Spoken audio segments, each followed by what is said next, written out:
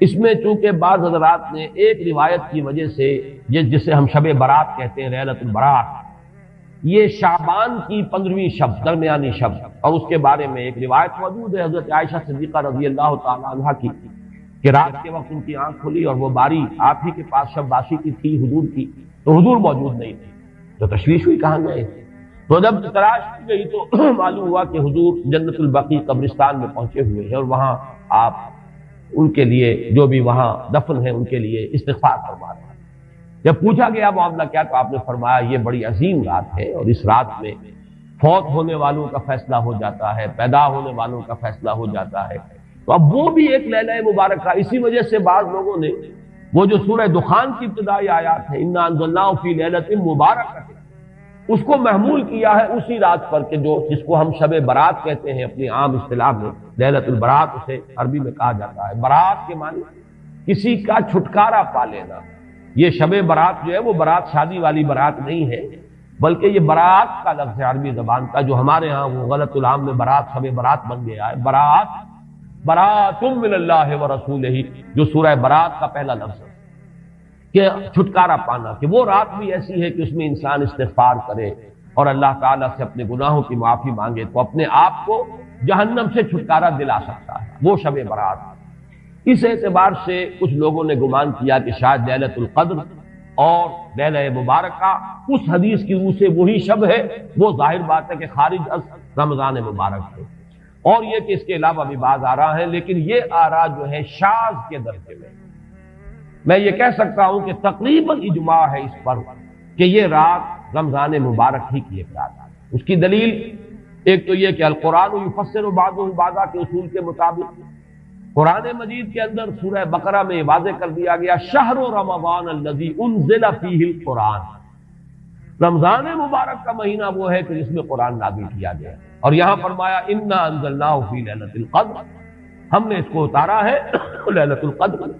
ان دونوں کو جوڑیے تو اس کا ایک لا محالہ جو ایک انیویٹیبل رزلٹ نکلتا ہے وہ یہی ہے کہ یہ لیلۃ القدر رمضان مبارک ہے۔ دوسری اس کی تائید ہوتی ہے وہ مشہور حدیث جس کو الحمدللہ کہ ہم نے بہت عام کیا ہے، رمضان مبارک کی آمد سے قبل کوشش ہوتی ہے ہر سال جو ہے اس کی یاد دہانی کرا دی جائے۔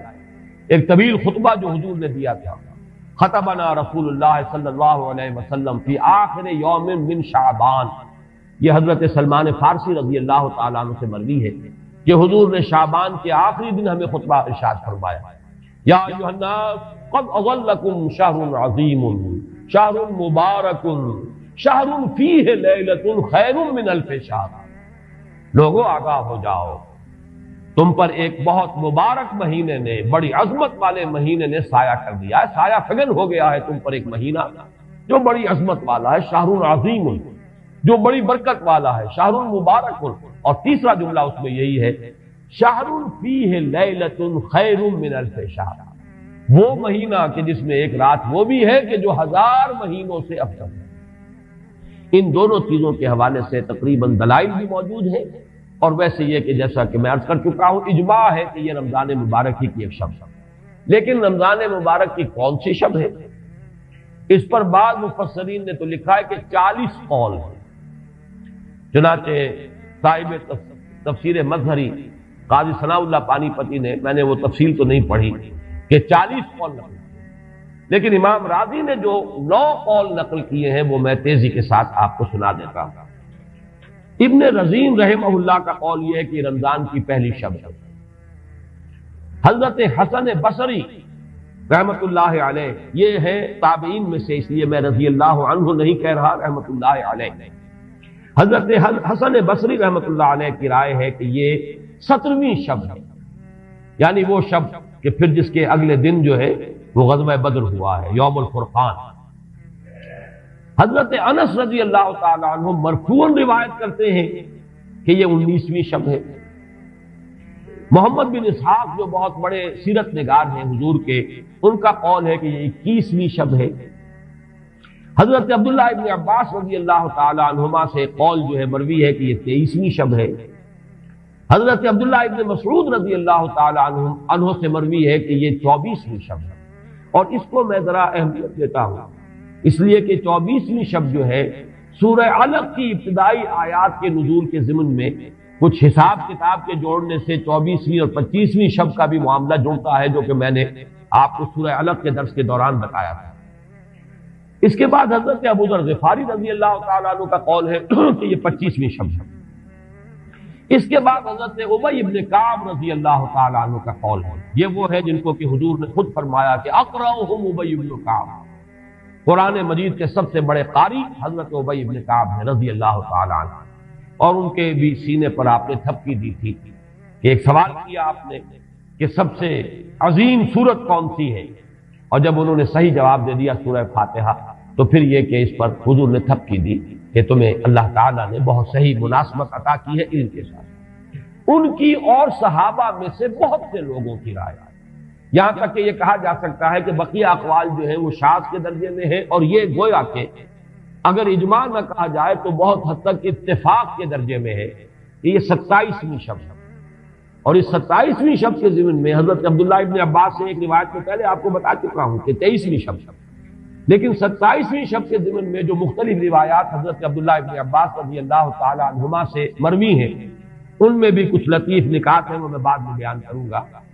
اس کے بعد ایک شاذ قول اور بھی ہے کہ یہ 29ویں شب ہے۔ تو یہ گویا کہ 9 ہے اقوال، ان میں سے بعض جلیل القدر صحابہ کے ہیں، عبداللہ ابن مسعود، ابو ذر غفاری، ابن عباس، ابی ابن کعب، لیکن یہ ہے کہ سب سے زیادہ جو اتفاق اگر اجماع نہ کہا جائے تو 27ویں شب پر ہے۔ اس 27ویں شب کے بارے میں حضرت عبداللہ ابن عباس نے 3 نکتے بیان کیے۔ ایک نکتہ تو یہ ہے کہ یہ پوری سورہ مبارکہ جو ہے سورۃ القدر، اس میں 30 الفاظ ہیں، اور ان 30 الفاظ میں سے 27واں لفظ ہے ہی حتی مطلع الفجر، یہ 27واں ہے۔ اس کے اعتبار سے گویا کہ انہوں نے ایک ربط قائم کیا ہے کہ یہ 27ویں شب ہے۔ ایک بات انہوں نے یہ کہی ہے کہ اللہ تعالیٰ کو وطر محبوب ہے، اللہ وطر و یحب الوطر، اللہ خود بھی اکیلا ہے اور وطر کو پسند کرتا ہے۔ پھر یہ کہ وطر جو ہے اب رمضان مبارک کے اندر اگر وہ وطر شمار کیے جائیں گے تو 14-15 وطر بن جائیں گے، لیکن اس میں چونکہ آخری عشرے کے بارے میں بہت سی روایات جو ہے ان کا تقریباً اجماع ہو جاتا ہے کہ آخری عشرے میں، تو آخری عشرے میں بھی 5 وطر آئیں گے، 21ویں، 23ویں، 25ویں، 27ویں، 29ویں۔ لیکن حضرت عبداللہ ابن عباس کہتے ہیں کہ 7 کا حصہ اللہ تعالیٰ کو بہت پسند ہے، اور بہت سی چیزیں جو ہیں عالم تکوینی میں بھی اور عالم تشریعی میں بھی بہت سی چیزیں وہ ہیں کہ جو 7 کے حصے کے ساتھ وابستہ ہیں۔ 7 آسمان ہیں، 7 زمینیں ہیں، ہفتے کے 7 دن ہیں، طواف کے 7 شوط ہیں، سعی بین صفا والمروہ وہ بھی 7 مرتبہ ہے، ادھر سے ادھر، ادھر سے ادھر 7۔ اسی طریقے سے سجدے کے اعضاء بھی 7 ہیں، تو اس سے انہوں نے پہلے وطر اور وطر کے بعد 7 کا حصہ رمضان کے آخری عشرے کی وطر راتیں اور ان میں 7ویں رات یعنی 27ویں شب وہ اپنے اس حساب کتاب سے بھی، اور جب انہوں نے یہ بات بیان کی تو حضرت عمر رضی اللہ تعالی عنہ نے ان کی تحسین کی۔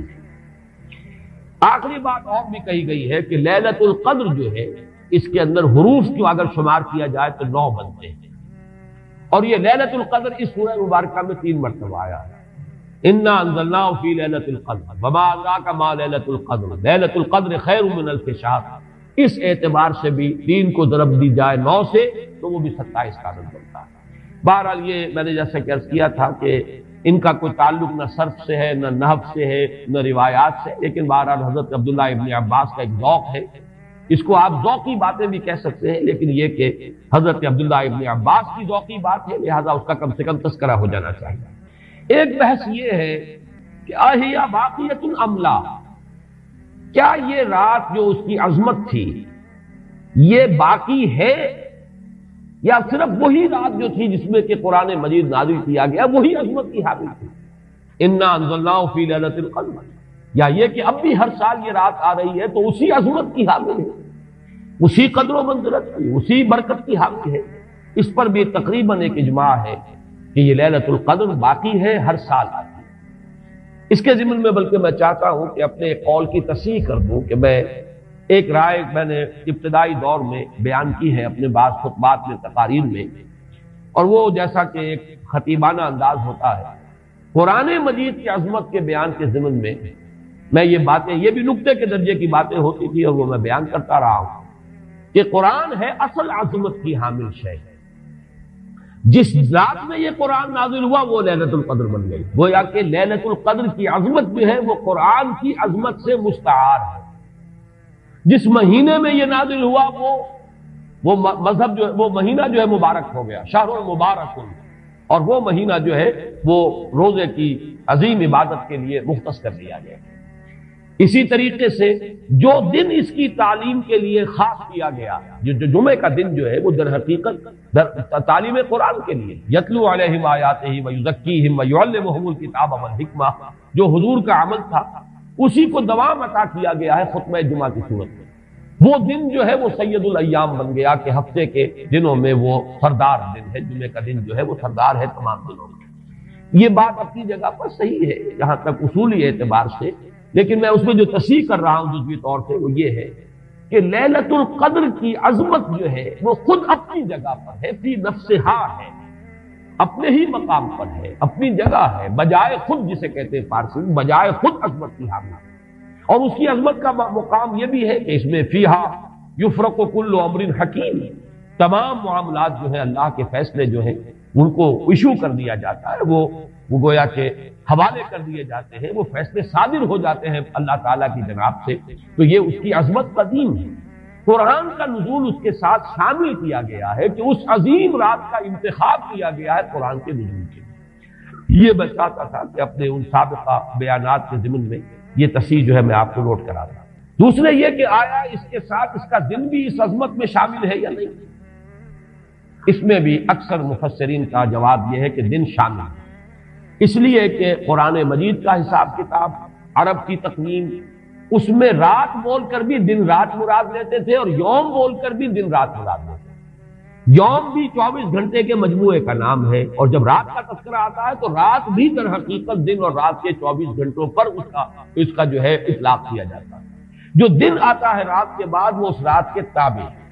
اس اعتبار سے یہ عظمت جو ہے صرف شب کے ساتھ نہیں ہے، بلکہ یہ کہ اس کے بعد آنے والا دن جو ہے وہ بھی اسی عظمت کا حامل ہے۔ اس وقت عالمگیر حالات ہیں اور جو امت کو خطرات درپیش ہیں، اور اس کے ضمن میں جو پیشین گوئیاں احادیث نبویہ میں موجود ہیں، جو میں کم سے کم یوں سمجھیے کہ 25 برس سے بیان کرتا آ رہا ہوں، لیکن اب وہ چشم سر کے سامنے آ رہی ہیں۔ پہلے وہ صرف یہ کہ انسان کو علمی اعتبار سے معلوم تھی، اب وہ صورتحال آنکھوں کے سامنے ہے۔ تو اس پر چونکہ گفتگو ہوتی رہی، لیکن ہر مرتبہ گفتگو کا اختتام اس پر ہوا کہ اس کا علاج کیا ہے، بچنے کا راستہ۔ اجتماعی توبہ، انفرادی توبہ سے انسان اپنے گناہوں کی سزا سے بچ جاتا ہے، آخرت میں اللہ تعالیٰ اسے اپنے عفو درگزر کا، اپنی رحمت کا، اپنے فضل کا مستحق قرار دے دیتا ہے۔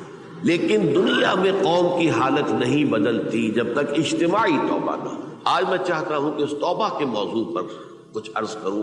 یا ایھا الذین آمنوا توبوا الی اللہ توبۃ نصوحا، اہل ایمان اللہ کی جناب میں توبہ کرو خلوص کے ساتھ، اخلاص کے ساتھ۔ توبۃ النصوح، زبانی کلامی نہیں، توبہ کی تسبیح نہیں، بالفعل توبہ۔ عسیٰ ربکم ان یکفر عنکم سیئاتکم، امید ہے تمہارا رب تمہاری برائیوں کو تم سے دور کر دے گا، یہ توبہ کی تاثیر ہے۔ وَيُدْخِلَكُمْ جَنَّاتٍ تَجْرِي مِن تَحْتِهَا الْأَنْهَارُ، اور تمہیں داخل کرے گا ان باغات میں جن کے دامن میں ندیاں بہتی۔ ترمذی اور ابن ماجہ میں حضرت انس ابن مالک رضی اللہ تعالی عنہ سے روایت ہے، حضور نے فرمایا تمام بنی آدم خطا کار ہیں، خطا کار بھی نہیں، بہت خطا کار ہیں، بہت خطا کار ہیں، لیکن ان خطا کاروں میں بہتر لوگ وہ ہیں جو خوب توبہ کرتے۔ غلطی ہو گئی توبہ کر۔ اور ایک اور حدیث میں آپ کو بتاؤں گا، یہ نہیں ہے کہ پھر کبھی وہ غلطی نہ ہو، اس وقت آپ یہ لگا لیں اپنے اوپر یہ کام میں نے نہیں کرنا، اور ایک دفعہ وہ کام چھوڑ دیں تو توبہ ہو گئی۔ پھر اگر کچھ عرصے کے بعد پھر کہیں آپ جذبات کی رو میں بہہ گئے، پھر کہیں کوئی برے اثرات جو ہے وہ پڑے، پھر غلطی، کوئی بات نہیں، پھر ہو گیا، پھر توبہ کر۔ تواب اسی لیے کہا بار بار توبہ کرتے۔ دوسری حدیث ابن ماجہ اور بہقی میں ہے، حضرت عبداللہ ابن مسعود رضی اللہ تعالی عنہ، التائب من الذنب کمن لا ذنب لہ، گناہ سے توبہ کرنے والا ایسے ہے جیسے اس نے کبھی گناہ کیا ہی نہیں۔ دھل جاتی ہے تختی، دھل گئی، بچے نے تختی لکھی تھی اس کو دھو دیا، ختم ہو گئی۔ ایک حدیث تو پڑھ کر میں بھی چونکا، والذی نفسی بیدہ لو لم تذنبوا لذهب اللہ بکم ولجاء بقوم یذنبون فیستغفر اللہ فیغفر لهم۔ اگر تم لوگ گناہ نہ کرتے تو اللہ تمہیں ختم کر کے کوئی اور ایسی مخلوق پیدا کرتا کہ جو گناہ کرے اور پھر وہ توبہ کرے اور اللہ اسے معاف۔ یہ اصل میں اسلوب ہے بیان کا، بتانے کے لیے کہ تمہارے دلوں کے اندر مایوسی کا غلبہ نہ ہو جائے۔ اگر گناہ نہ ہوتا اور پھر توبہ نہ ہوتی اور میں اس کو معاف نہ کرتا تو میری شان غفاری کا ظہور کیسے ہوتا؟ میری شان ہے نا، غفار بھی ہوں، ستار بھی ہوں، اس کا ظہور کیسے؟ اسی سے ملتی جلتی ایک حدیث ہے، یہ امام احمد اور امام بہقی لائے ہیں اور اس کے راوی حضرت علی ہے رضی اللہ تعالی عنہ۔ اللہ تعالیٰ کو بہت محبت ہے، یحبو۔ اب دیکھیے ایک طرف وہ آیات ذہن میں لائیے، اللہ تعالیٰ کن سے محبت کرتا ہے؟ اللہ محبت کرتا ہے اپنے ان بندوں سے جو اس کی راہ میں جنگ کرتے ہیں صفے باندھ کر، گویا سیسا پلائی ہوئی دیوار ہے۔ یہ ہے مثبت کام، نیک کام، محسنین، اللہ کی راہ میں قتال کرنے والے۔ یہاں اس کے برعکس کہا جا رہا ان اللہ یحب، اللہ تعالیٰ محبت کرتا ہے اپنے اس بندے سے، العبد المومن، جو مومن ہو۔ اس کی ایک اور بڑی پیاری حدیث آئے گی، المفتن التواب، جو بہت فتنوں میں مبتلا ہو جاتا ہو اور پھر بہت توبہ کرتا ہو، مفتن التواب، لیکن ساتھ ہی پلٹتا ہو، رجوع کرتا ہو، پھر اللہ کے حضور میں حاضر ہوتا ہو، پھر معافی مانگتا ہو۔ اللہ تعالیٰ کو اپنا ایسا بندہ بہت پسند ہے۔ تو بہت ہیں حدیثیں، میں نے ان میں سے کچھ چنی ہے۔ ہمارے بعض واعظ ناصح وہ بھی کسی شخص کو روکتے رہے، برائیوں سے روکتے رہے، نہیں رکتا تو کہیں غصے میں آ کے اللہ تجھے کبھی معاف نہیں کرے گا۔ یہ کتنا بڑا جرم ہے، اس کا اندازہ کیجئے اس حدیث سے۔ تم میرے بندے کو میری رحمت سے مایوس کر رہے ہیں، کتنا بڑا جرم ہے، اس کا اندازہ کیجئے۔ یہ مسلم شریف کی روایت ہے عن جندب، حضرت جندب رضی اللہ تعالی عنہ سے، کہ ایک شخص نے یہ کہا کہ خدا کی قسم اللہ تعالیٰ فلاں شخص کو کبھی معاف نہیں کرے گا۔ اس پر اللہ تعالیٰ نے یہ فرمایا، یہ کون ہے جو میرے اوپر حکومت کرنے والا آ گیا، جو میری طرف سے حکم لگا رہا کہ میں کبھی معاف نہیں کروں گا، کہ میں فلاں شخص کو کبھی معاف نہیں کروں گا۔ قد غفرت لفلان، اس کو تو میں نے معاف کر دیا، واحبطت عملہ، اس شخص کے تمام اعمال میں نے ضائع کر دیے کہ تم نے میرے بندے کو مایوس کیا۔ یہ ہے جرم کی انتہا۔ تو توبہ کی دعوت دیتے رہو، توبہ کے لیے لوگوں کو آمادہ کرتے رہو، توبہ جو ہے اس کے لیے ترغیب دیتے رہو، اللہ تعالیٰ معاف فرمانے والا۔ اب آخری حدیث سنا رہا ہوں، یہ تو بہت ہی عجیب حدیث ہے اور متفق علیہ، یہ بخاری اور مسلم دونوں میں۔ حضرت ابو سعید الخدری رضی اللہ تعالی عنہ جو ہے وہ اس کے راوی ہیں۔ حضور نے فرمایا کہ تم سے پہلے جو امت تھی بنی اسرائیل، گویا کہ ان کا ذکر ہے، اس میں ایک آدمی ایسا تھا جس نے 99 قتل کیے تھے۔ اب آپ اندازہ کیجئے کتنا بڑا گناہ کبیرہ ہے قتل۔ قرآن مجید میں آتا ہے اگر ایک انسان کو بھی ناحق قتل کر دیا گیا تو یہ ایسی ہے گویا کہ اس نے پوری نوع انسانی کو قتل کر دیا۔ اس نے 99 قتل کیے۔ پھر اس کے بعد یہ ہوا کہ اس کے اندر توبہ کا جذبہ پیدا ہوا، تو اس نے پھر سوال کیا، لوگوں سے پوچھا کہ زمین میں رہنے والوں میں کون سب سے بڑا عالم ہے؟ اسے بتایا گیا فلاں راہب فلاں جگہ پر ہے، وہ بہت نیک ہے، بڑا عالم ہے۔ وہ اس کے پاس آیا، انہوں نے کہا دیکھیے راہب صاحب، میں نے 99 انسان قتل کیے، اب مجھے یہ بتائیے کہ میرے لیے توبہ کا کوئی امکان ہے؟ اس نے کہا نہیں۔ اس نے اس کو بھی قتل کر دیا، اپنی سینچری مکمل کر لی، مطلب 99 کے بعد ایک کی کسر تھی، اس کو بھی قتل کیا، 100 پورے کر لی۔ پھر اس نے پوچھا کوئی اور، کوئی بڑے عالم انسان ہو؟ پھر اس کی رہنمائی کی گئی ایک بڑے عالم شخص کی طرف، تو اس نے وہاں جا کر کہا کہ میں 100 انسان ہلاک کر چکا ہوں، قتل کر چکا ہوں، میرے لیے توبہ کا کوئی امکان ہے؟ کہا کیوں نہیں، 100 قتل کیے تب بھی کیا ہے، توبہ کا راستہ دروازہ کھلا ہوا، جب تک کہ وہ گھنگرو نہیں بج رہا اس وقت تک تمہارے توبہ کا دروازہ کھلا ہوا ہے۔ تمہاری توبہ کے درمیان اور تمہارے درمیان کون حائل ہو سکتا ہے؟ توبہ کا دروازہ کھلا ہے۔ لیکن ساتھ ہی کہا تم ایسے کرو، جہاں تم رہتے ہو وہاں نہ جاؤ واپس، وہاں کا ماحول اچھا نہیں ہے، معاشرہ اچھا نہیں ہے، ہو سکتا ہے کہ تم توبہ پر قائم نہ رہ سکتے، تم فلاں جگہ چلے جاؤ، وہاں اچھے لوگ آباد ہیں، ان میں جا کر رہو، وہاں ایسے لوگ آباد ہیں جو اللہ کی بندگی کرتے ہیں، تو تم ان کے ساتھ مل کر اللہ کی بندگی اور پرستش کرو، اپنی زمین کی طرف اپنے وطن میں واپس بن جاؤ، وہ بری جگہ ہے۔ تو وہ چل پڑا، ہجرت کر رہا ہے، اس جگہ جا رہا ہے جہاں کا راہب نے بتایا تھا۔ جب آدھا راستہ اس نے پورا کر لیا، موت آ گئی۔ اب وہ جہنم کے فرشتے بھی آ گئے اس کی جان قبض کرنے کو، اور جنت کے بھی آ گئے۔ رحمت والے جو فرشتے ہیں جنت والے، انہوں نے کہا یہ شخص توبہ کر کے اللہ تعالیٰ کی طرف ہجرت کر رہا تھا، اس لیے اس کی نیت کی بنیاد پر اب یہ جنتی ہے، لہذا اس کی روح ہم قبض کریں۔ عذاب والے فرشتے ہیں، وہ کہیں گے تو نے توبہ کے بعد کوئی نیک عمل تو کیا ہی نہیں، تو کس بنیاد پر اس کو تم جنت میں لے جاؤ گے؟ اس کو تو دوزخ میں جانا چاہیے۔ تو ان کے پاس اللہ نے ایک اور فرشتے کو بھیج دیا، آدمی انسانی شکل کے اندر۔ ان فرشتوں نے کہا بھائی ہمارا فیصلہ کرا دو، اس کی روح ہم لینا چاہتے ہیں یا ہم لینا چاہتے ہیں۔ انہیں حکم بنا لیا کہ تم فاصلہ ناپ لو جہاں سے وہ چلا ہے اور جہاں جا رہا تھا، اور یہاں اس کی موت ہو رہی ہے، تو کون سا فاصلہ زیادہ ہے؟ جب ناپا گیا، بلکہ ایک حدیث میں آتا ہے کہ اس پر اللہ نے زمین کو جو ہے حکم دے دیا، ایک طرف والی زمین تو سکڑ جا، دوسری والی جو ہے تو پھیل جا، تاکہ وہ جو جدھر جو جا رہا تھا وہ زیادہ قریب ہو جائے بنسبت اس کے کہ جہاں سے وہ چلا تھا۔ تو اس فیصلے پر پھر جو فرشتے تھے، رحمت کے فرشتے تھے، وہ اس بندے کو لے گئے جنت کے۔ یہ ہے توبہ کی عظمت اور اس کی تاثیر۔ اب آئیے اجتماعی توبہ کا طریقہ کار جو میں نے بہرحال بیان کیا ہے۔ پہلے افراد توبہ کریں اور صحیح توبہ کریں۔ صحیح توبہ کیا ہے؟ ہماری زندگیوں میں کوئی حرام شے ہے فوراً نکال بات، ہماری معاشرت میں اور اس معاشرے میں رہتے ہوئے جو قانون ہے جس کے ہم پابند ہیں، ہم کسی زانی کو رجم نہیں کر سکتے، ناممکن ہے، یہ تو قانون ہی بنے گا تب ہوگا نہیں۔ ہم کسی چور کا ہاتھ نہیں کاٹ سکتے، تو قانون بنے گا تو ہوگا۔ تو ہم جن چیزوں پر عمل نہیں کر سکتے قانوناً، ان کے علاوہ باقی پوری شریعت جس پر عمل کیا جا سکتا اس پر عمل پیرا ہو۔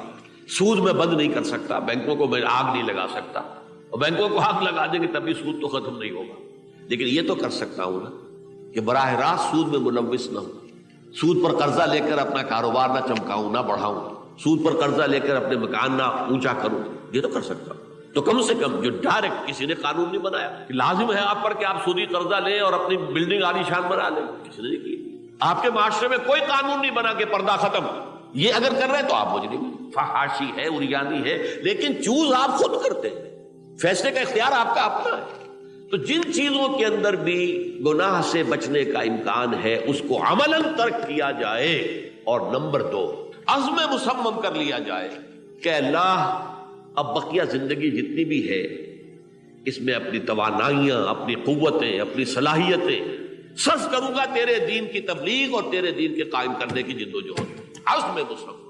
یہ لوگ اگر 14 کروڑ میں 14 لاکھ بھی ہو جائیں، بہرحال 2-4 کی توبہ کرنے سے ملک کی قسمت نہیں بدلتی، معتدل تعداد کے اندر جو ہے یہ لوگ اگر ایسے ہو جائیں، اور پھر یہ کہ وہ مل کر اگر زور لگائیں، تو واقعتاً اس ملک کے اندر شریعت اسلامی کا نفاذ ہو سکتا ہے، اللہ کا نظام قائم کیا جا سکتا ہے۔ یہ ملک بنایا اسی لیے گیا۔ یہ توبہ کرنے والے لوگ جب تک 14 لاکھ نہیں ہیں، 1400 ہی ہو، لیکن یہ اگر دعا کریں گے اللہ تعالیٰ کے خلوص کے ساتھ تو ان کی دعا قبول ہوگی۔ دعا بہت بڑی شے ہے، الدعاء مخ العبادہ۔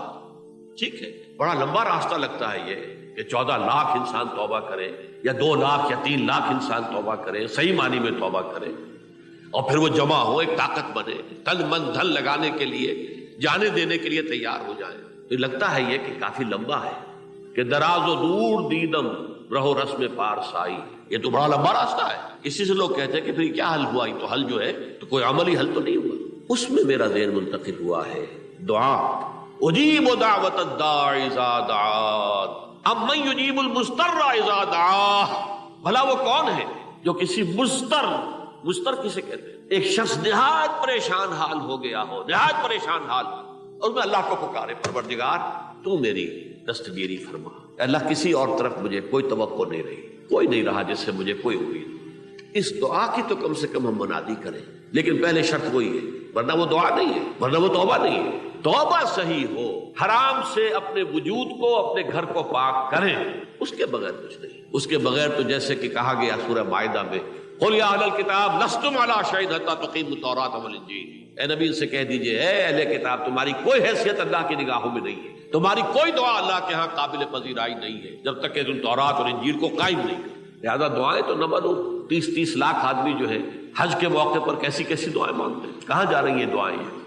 کہاں ہیں ان کی قبولیت کے آثار؟ توبہ صحیح ہو، 99 قتل کیے ہو، 100 قتل کیے ہو، تب بھی توبہ کرو گے تو اللہ توبہ قبول فرمائے گا، اور کس شان کے ساتھ قبول فرمائے گا اس حدیث کے اندر آیا، متفق علیہ حدیث، صحیح بخاری اور صحیح مسلم۔ تو اگر ہم اس توبہ کی منادی کریں نمبر 1، اور جو لوگ توبہ کریں صحیح معنی میں، ایک طرف تو وہ جدوجہد شروع کر دیں اللہ کے دین کے قائم کرنے کی جدوجہد، اس میں پیچھے نہ رہے، لیکن اس اثناء میں جو دعائیں وہ کریں گے، اللہ تو نے یہ ملک ہمیں عطا کیا تھا، ہم نے اپنے زور بازو سے اسے نہیں حاصل کیا، یہ سلطنت خدا داد پاکستان، اور اے اللہ ہے خاص ہے خاصان رسول، وقت دعا ہے، امت پہ تیری آ کے جب وقت پڑا ہے۔ میں اپنے احساسات جو ہیں آپ کے سامنے الفاظ میں بیان نہیں کر سکتا۔